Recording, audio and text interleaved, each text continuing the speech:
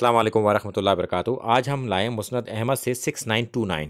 इसको 5 बड़े मुहद्दिसीन सही करार देते हैं। इसमें से इमाम ज़हाबी भी शामिल हैं, जो कि कसौटी हैं परखने की।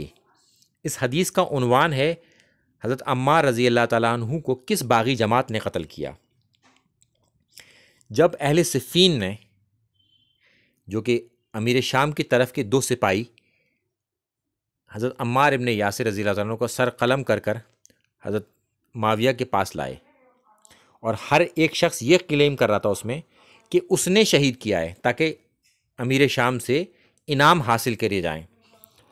तब हज़रत अब्दुल्ला इब्न अम्र इब्न आस ने खड़े होकर कहा कि तुम में से हर एक को चाहिए कि वो इस कत्ल को खुशी से अपने साथी के लिए छोड़ दे, चूँकि वो आप जो बात बताने वाले हैं, क्योंकि मैंने अल्लाह के रसूल सल्लल्लाहु अलैहि वसल्लम से ये फरमाते हुए सुना है कि अम्मार को एक बागी जमात कत्ल करेगी। ये सुनकर अमीर शाम ने क्या कहा, ए अम्र, क्या तुम अपने पागल बेटे से हमारा पीछा नहीं छुड़ा सकते? कि इससे हमारा पीछे छुड़ा दो, ये तो हमारे लश्कर में फूट डलवा देगा। क्योंकि ये हदीस तो अमीर शाम छुपाते थे, ये तो इस हदीस को बता रहा है सबको। अगर हम बागी हैं तो फिर तुम हमारे साथ क्या कर रहे हो? ये सवाल पूछा हज़रत अब्दुल्ला इब्न अम्र इब्न आस से।